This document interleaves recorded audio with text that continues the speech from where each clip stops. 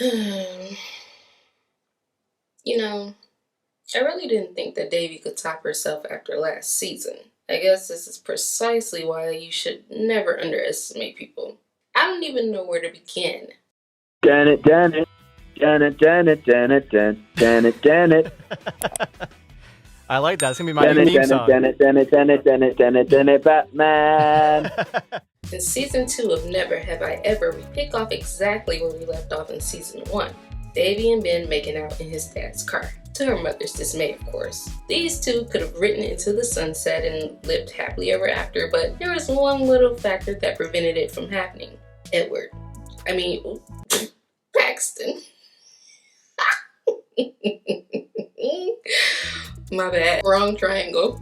Now, if you watched the video I did on season 1, if you haven't, go ahead and watch it because it's pretty great, then you know that I really didn't see a connection between Paxton and Devi. I didn't see where these two could have developed feelings for each other than she being the lead character and he being the hot guy on the show. So, the start of this love triangle was awkward to say the least. Devi had been longing for Paxton and the thought of a possibility with Ben had never even crossed her mind. That is until he helped her turn a new leaf in her relationship with her mother. And she realized this is the kind of guy I need. On the other hand, Paxton is the guy I've been wanting and he finally wants me too. So what do I do? There's only one answer to this. Date them both until I move to India and make sure neither of them find out. What could possibly go wrong? Well, let's see. For starters, Ben is already in a relationship with the airheaded girl Charisse, or whatever her name is. So this prospect is off to a bad start. You know, the karma of it all. Paxton only showed interest after Rebecca called him out about the way he was behaving, which Rebecca always rips him a new one. If there's anybody that's gonna keep it real, no holds barred, it's Rebecca. She doesn't care who you are or what you got going on. Rebecca is just like, I said what I said! But back to Devi, because I am far from done with her. She convinces herself to date both Paxton and Ben under the guise that neither of them will ever find out. She does this by carefully planning out each interaction with these young fellows with the help of Eleanor and Fabiola, which I said last season, had she let her friends in on her lie about Paxton, they could have helped her keep it going. Hello, she's learning, keep them in the loop. This time around, Eleanor got to tap into her acting chops and Fab was able to key in on her attention to detail. Too bad Eleanor doesn't possess this quality because she unwittingly announced that Devi was having a secret going away party that Paxton was invited to and Ben overheard it. Now they contemplated canceling this party altogether to avoid this circle meetup, and I for the life of me can't figure out why they just didn't do that. Both of your boyfriends in a social setting that's honoring you, hello, what did you think was coming your way? Well, their bright idea is to hide in plain sight, to keep them separate in the same vicinity. So as we all could imagine, this party was pretty intense. From them arriving at the same time to them both being at the wine tasting table and the ultimate meeting in Devi's bedroom. I was literally clenching my blanket the whole time like, this is about to happen. Oh wait, not yet. Especially when they were standing in front of the pros and cons list, I was gasping like, please don't let this board fall over. If you didn't know any better, you would think I was watching a scary movie. But is it wrong that deep down inside I wanted Devi to have her cake and eat it too? Like, yeah, it's wrong that she was doing this without their knowledge, but it would have been pretty dope if she had gotten away with it. Pimp, playa. Psych, I'm just playing.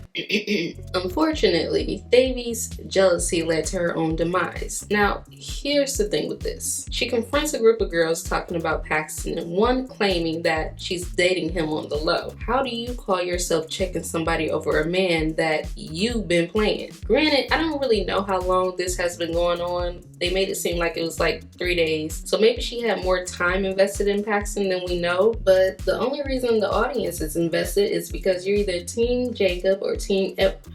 Why do I keep... Where are my notes?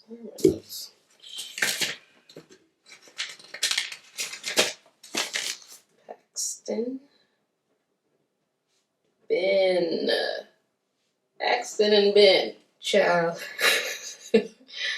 We're gonna act like that didn't happen. Moving along, upon finding out about Devi being a pimp player, Ben and Paxton have two very different reactions. Ben was heartbroken. How could you do this to me type of heartbreak.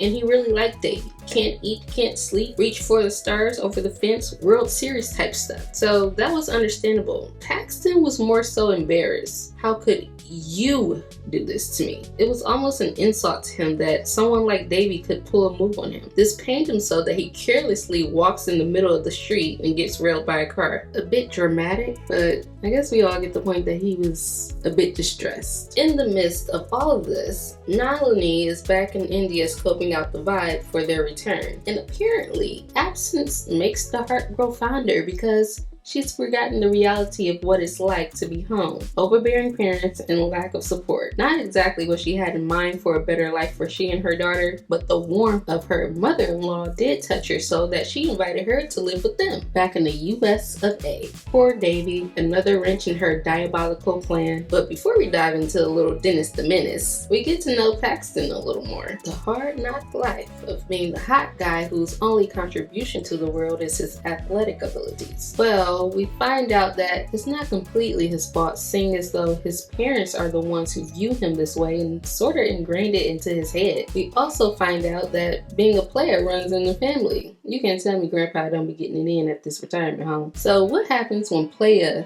meets desperation? You make the one girl who played you help you catfish your way into finally getting good grades. You know, plagiarize. This seemed like a good idea until he found out that everybody thought he was dumb, like Patrick Stardom, which would be insulting had he ever at least opened his textbook. Somehow he still found a way to take offense to this and ask Davy to tutor him, which is a good thing and commendable that he wanted to better himself. And in the process, spending time with her, those feelings he had began to resurface. He decides to put a band-aid on it instead. A band-aid with the word friend zone in large caps. Considering what Davy had done, I thought this was a decent gesture. Seeing this side of Paxton, I was starting to think he's not bad. Maybe he's an okay guy. However, during the course of this season, my opinion of Paxton changes. I'll get to that in a second, so remember I said this. Now, up until this point, Davy has been up to her usual nonsense, being inconsiderate of others, two-timing people, trying to get away with it,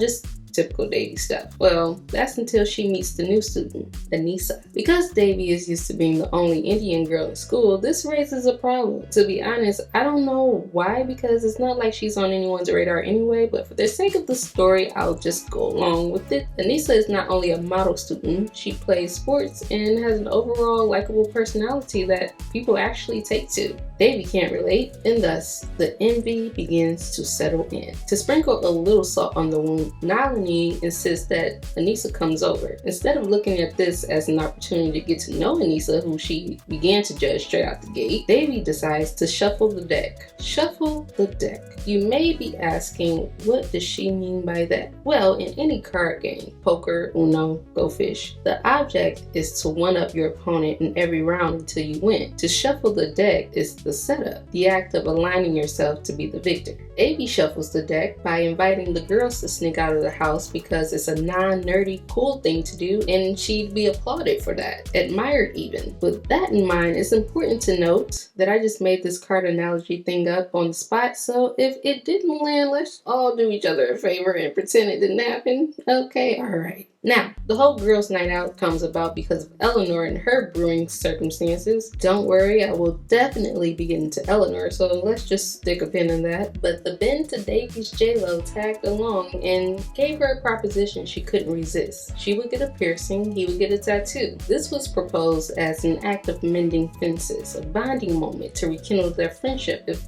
nothing else. Unfortunately for Davy, it didn't turn out that way. In layman's terms, she got played. Now, on one hand, I thought it was absolutely whack of him to do that. Like, bro, just take your L and move on. On the other hand, as the saying goes, vengeance is mine. I mean, he was her boyfriend. They were official, and she cheated on him. Ben was heartbroken, and instead of sitting at home with Cherry on repeat crying his eyes out, he took matters into his own hands. And I get it. On top of that, he made strides to move on. And this is where the plot thickens. Davy's frenemy turns into a pure enemy. Poor Aneesa. Never saw it coming. This wasn't fair for a couple of reasons. For one, Aneesa had pure intentions from the get-go. She was open-minded about forming a friendship with Devi. She had her back when she first met Ben, and when Devi was in trouble with her mother for getting a nose piercing, loyal to the core. We all know that it's never a good idea to let a boy come between your friendship. That's just girl code. And to ensure that it never happens, you nip that in the bud right when you see it may lead to some problems. But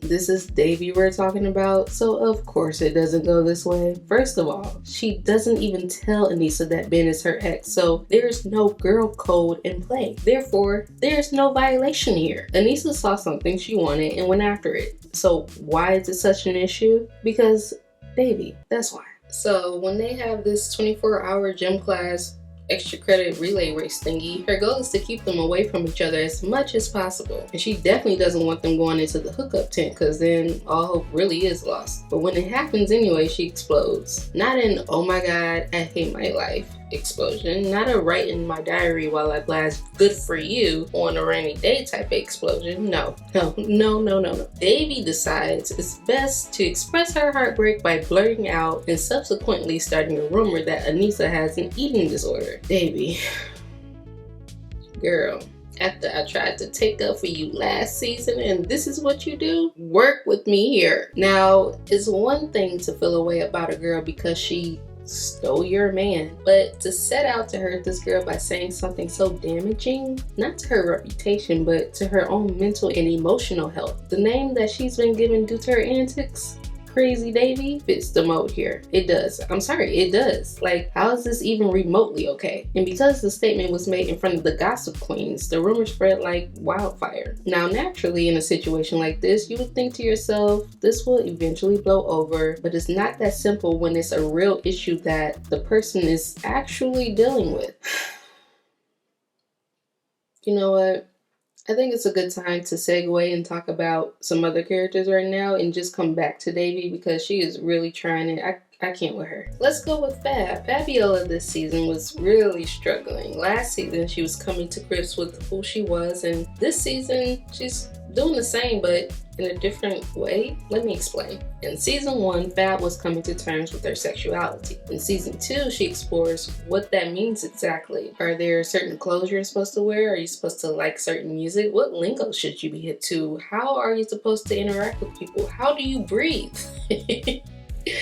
No, but she was really freaking out. On top of that, her mom, though supportive, added to her anxiety because she didn't know how to act either. Eventually, Fabiola realizes she doesn't need to check off any boxes, just be herself, and her girlfriend and friends reassured her of that. So, happy ending for Fab. I can't say that Eleanor's story was so peachy this season. For starters, she was coping with the fact that her deadbeat mother left her again. Subsequently, she would reject the love of her stepmother and go looking in all the wrong places to fill the void. Now, I knew that there was going to be something going on with Ellie this season just based on the fact she kept snapping at Oliver. You know, the sweet boyfriend she was so grateful to have, and now he's a burden to her existence. That Oliver. But to be fair, they are teenagers and we all know how those relationships can be. I mean, raise your hand if you thought you'd spend your life with your high school sweetheart. Comical, right? Let's all laugh together. That is funny. So I get it. Some things just are not meant to be. But her attitude towards him was just like, ooh, girl, what is that about? And he definitely didn't stand a chance once Eleanor was captured by the celebrity gaze. I mean, as soon as this Malcolm guy steps on the scene, it's like, I knew you were trouble when you walked in. I mean, that's what I heard in my head. I don't know about you. It was clear as day, but all Eleanor could see was her celebrity crush. He's so dreamy, he's so talented, blah, blah, blah. But the kicker about it was he knew he had a hold on her from the start. He had that look on his face like, oh yeah, I can do whatever I want with her. And he proceeded to do so. Started off real nice and easy and finished rough. In the beginning, he was fun and exciting, and then he started introducing abusive traits, talking to her aggressively, manipulating her emotions. Her friends did notice the changes in her behavior and how she was being treated, and they tried to level with her so that she'd remember her worth. But of course, like any other person that's in too deep, she didn't want to hear that. He broke up with her, and she finally realized he wasn't right for her. Then she was back to her old self, the Eleanor we all love. Now I guess I can go back to the person only some of us love. Crazy Devi. Let's see, where did I leave off? So the rumor she started about Aneesa is spreading. And because she refuses to fess up, she digs a deeper hole for herself by volunteering to find the person that did this. Like, girl, are you serious right now? But because she has a guilty conscience that's eating her alive, she admits that she was the one who started the rumor. Aneesa rightfully tells the principal and Devi gets suspended. Now, you would think this would be a time that Devi just sits in her wrongdoing, like really marinate on what she did, but all she could think about is the possibility of this jeopardizing her admittance to Princeton. Oh, girl, get over yourself. And to make things worse, Ben and Aneesa never even hooked up in the hookup tent. They were just trying to get away from her. So she did all of this for nothing. Not to mention, this whole time she's dodging Paxton left and right after promising to help him with his test. I mean, I guess I shouldn't be surprised at this point because it's just Devi being Devi. So she winds up apologizing to Aneesa, spoken from the heart, and told her the truth as to why she was behaving the way she was. She was just being a jealous brat. Well, she didn't say that exactly, but we all know. This confession leads to Nalini convincing Aneesa's mom to let her stay at the school, which makes room for Ben and Aneesa to date. And I have to say, I like Ben with Aneesa. They just fit. I like him with Devi too, but whose fault is it that they're not together anymore? Yeah. So after all of that, you would think Devi would finally learn that there is value in being selfless. Nope. Especially not when it comes to her mother. Since deciding to stay in America, Nalini tried to get back in the groove of things mentally, emotionally, and career-wise. And along the way, she started to develop feelings for Dr. Chris Jackson. He's an attractive man, she's an attractive woman. They have things in common, no pun intended. So what's the problem? Devi. That's the problem. She doesn't think her mother should be moving on with her life so soon, which I can understand that to a certain extent. She's still grieving and is not yet ready to let go of her family the way it once existed. And seeing her mother with a man that's not her dad can be a bit much to handle right now. However, that's where our words come into play. We don't stalk our mothers and trespass onto private property. That is crazy. It hurt Devi's feelings to hear her mom say that, but it's true.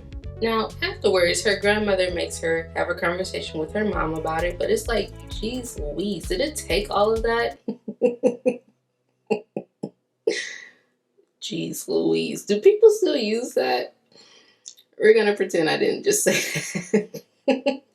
Now, remember earlier when I said I liked the whole friendship angle between Paxton and Devi, but my opinion of him changes. Devi and all of her wrongdoings aside, Paxton was a total jerk to her. They made up, she helped him to overcome his academic struggles. He saw that she actually had some redeeming qualities and decided to no longer suppress his feelings for her. In private only. Like, it's one thing to not be a romantic guy and have your first so-called date be a group gathering. It's another thing to re-invite the person into your life solely as a secret date. Watching it, I was embarrassed for her. Like, oh girl, not he keeping you on the low. The other thing that really rubbed me the wrong way is how there is this looming energy of him being embarrassed by someone like Devi. It reads as if on his worst day, she still wouldn't be good enough for him. He tells her it was because she humiliated him and he looked dumb for being with her after that, but I don't believe it. Neither did the spirit of her father nor Ben, and they both told her she deserved better than that. As soon as she was ready to throw in the towel, here comes Paxton, her knight in shining armor, running her over with his car to confess his undying love. Well, to make her his official girlfriend. So, happy ending for them. Or is it? Lo and behold, there's Ben waiting in the wings, reminiscing, wishing things were different, hating the fact that he's not the one that Devi wants. But Eleanor informs him that he's always been the one. All of this hubbub that's been going on for these past few weeks was because she wanted him. Wonder what Ben's gonna do with that information. You know, I really want to like Paxton, I do. I liked his personal growth this season, but there's still a huge disconnect between he and Devi for me, so it'll be interesting to see them as a couple next season. I'm hoping there's something that makes me go, okay, now I get it. I do like Devi with Ben as well as Aneesa, so that's gonna be interesting to see as well how all that plays out. Who are you guys rooting for? Are you team Davy and Paxton or team Ben and Davy, and why? And what are your overall thoughts about the season? I'm looking forward to discussing it with you guys. I really missed you, so this is gonna be fun. One thing in my last video I talked about was the fact that Davy might not have thought she was attractive because she's not fair-skinned, but she and Aneesa have a similar skin tone, and she speaks on how Aneesa's way prettier than she is. So I would love for them to explore her insecurities more next season, give us more background. I also think it'd be nice to see a full episode with her dad in it, either from the past or a what if he was still here episode. I didn't talk about Kamala this video, but her arc was okay. Nothing really stood out other than the fact that she might have a thing for Davy's teacher, though she's engaged, so we'll see how that goes. Also, I kept looking at Sasha, trying to figure out why she looked so familiar, and it hit me that she is Niecy Nash's daughter who plays therapist, so that must have been cool to go to work together on this project. Oh, quick channel update, I guess.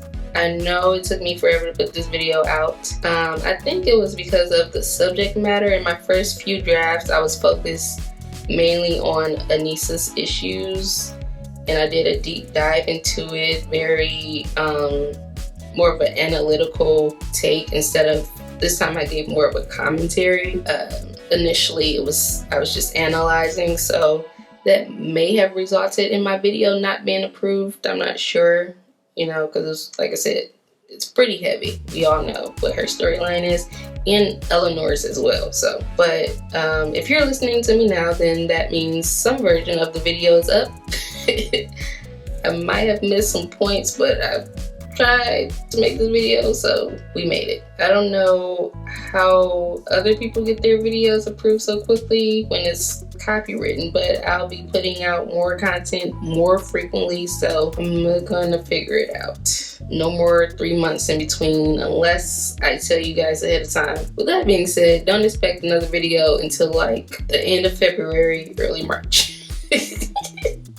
If it's before that, then great, but if not, I'm letting you know now. The Twilight series is next, and I've been working on it off and on, as well as trying to get this video together, so just want to make sure they are decent before I upload them. Also, want to give a quick shout out to this blush bunny on your screen.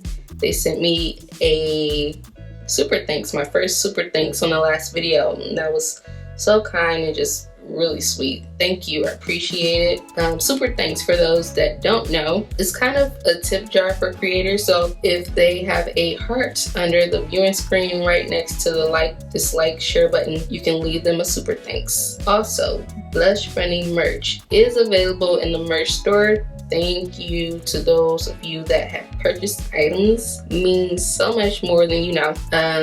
If you'd like to send pictures to be featured in a video, you can email me or DM me on social media. If not, just know that I appreciate you immensely for your support. Okay, I'm gonna let you guys go because I'm talking your ears off. Leave a bunny emoji in the comments if you made it this far in the video. If you haven't done so already, make sure to click the like and hop on over to the subscribe button and hit the bell. Otherwise, YouTube will never show you my videos. As always, I'm all ears. Until next time, bye.